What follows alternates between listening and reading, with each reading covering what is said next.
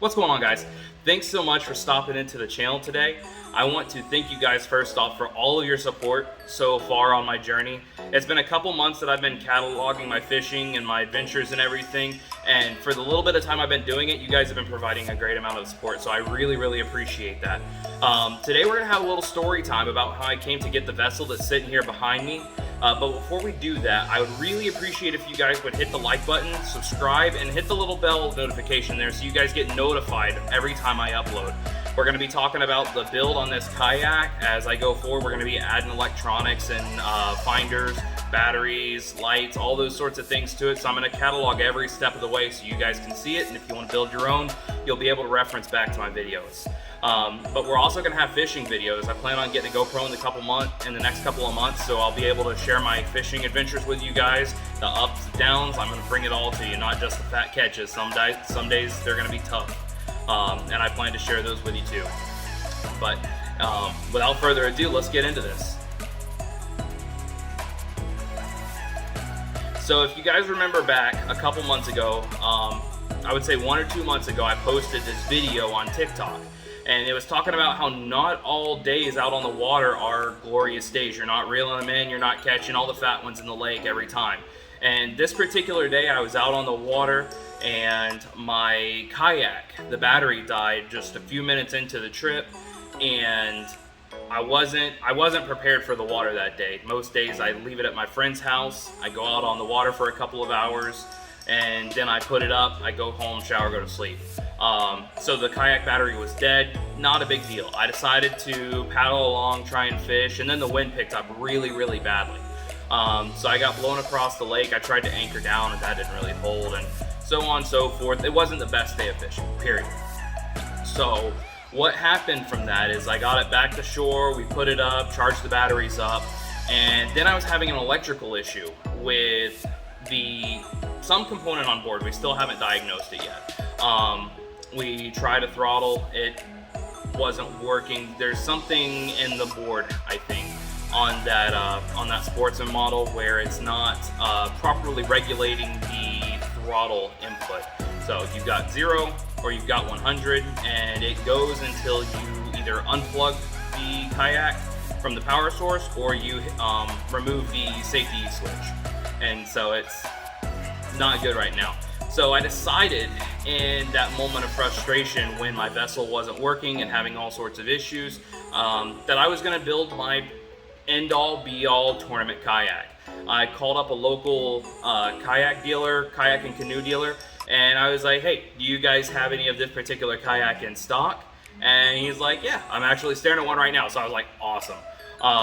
And so I went up there, I looked at it, I talked to him, really cool dude, and he worked through everything. He didn't have any trailers in stock at the time, so he let me put a deposit down, and he held the kayak for me until he got his trailers in.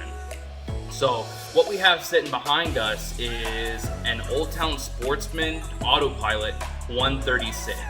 I cannot wait to get out on the water with this thing, because one of my biggest gripes with the Minn 106 was you weren't able to lock yourself in position. If you wanted to lock yourself in a certain position to be able to really pick apart an area, you had to drop an anchor, which can take a lot of time sometimes, and then you got to pull it up when you're ready to leave, and it's just adds extra steps to your fishing. So this vessel behind me has a spot lock on its Minn trolling motor, and so that will be able to lock me in place as I'm fishing.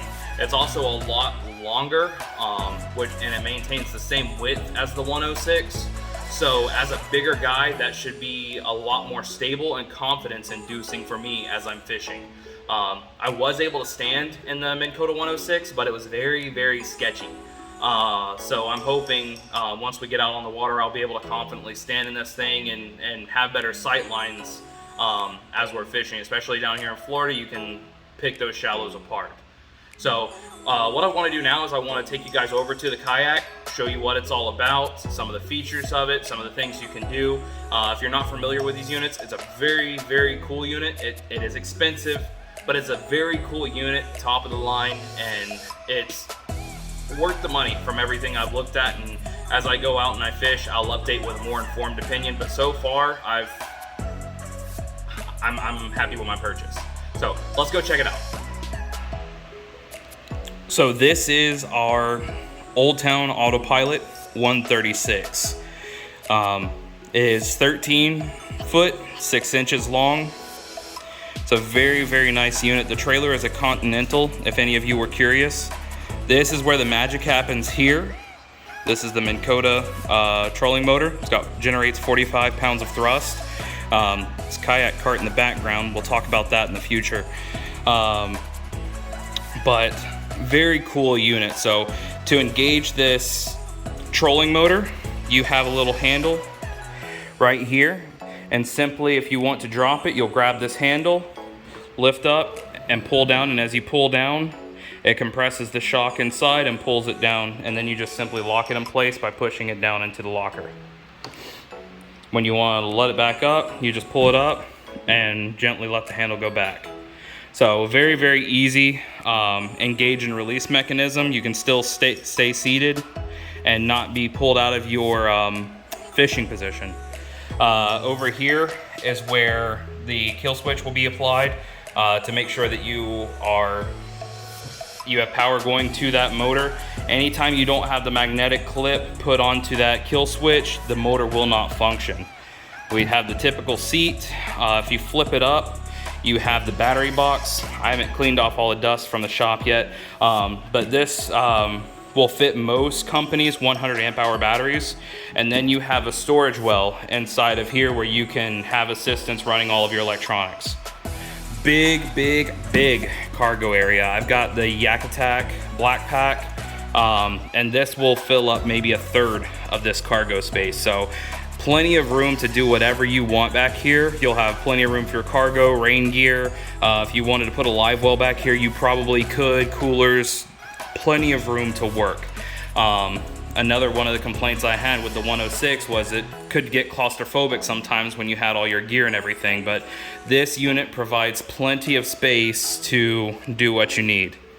Again, AutoPilot 136. If you guys have any questions, I'll answer them to the best of my ability. If I can't, I will refer you to someone who can. But a very, very solid unit. Can't wait, again, to get this thing on the water. So wrapping up, guys, just went over the AutoPilot 136 with you guys. Very, very cool vessel. I can't wait to trick this thing out. We have a lot of plans for it. I've been consulting Casey Reed, who fishes in one of these professionally, and his build has a lot of cool ideas that I'd like to implement slowly, because they are long-term, expensive modifications to this, but it's gonna make this kayak an absolute beast. I'm planning on going with Humminbird for the electronics. Dakota Lithium's gonna have the batteries on it.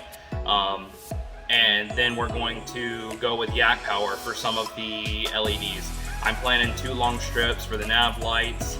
Burley Pro has the stern mounted travel light that I want to put on the back. And then looking at probably a Humminbird Solix. And eventually down the road we'll put on live scope, but I'm trying to take my time and build this slowly and not throw it all out like crazy and try myself into a hole. But anyway, I appreciate you guys so much for stopping in today. It is Memorial Day, so I want to say happy Memorial Day to everybody. Definitely grateful for all of those people who gave it all so that we can go fish, so that we can have cookouts, do the things we enjoy, live in this country freely and safely. There's a lot of respect, a lot of love, a lot of gratitude that we need to show to these people who have passed on protecting us, but also to their families who have lost those loved ones, who were willing to go over and give it all for us. So very grateful to them. But again, thank you guys. You guys are making this possible and hopefully making this dream happen. To be able to do this at a level that that most people would like to get to. It's going to be a process. It's going to be a journey, and I hope you guys are there with me for it. And I'm very, very grateful to those of you who are already here. Thank you guys so much, and look forward to building this thing with you.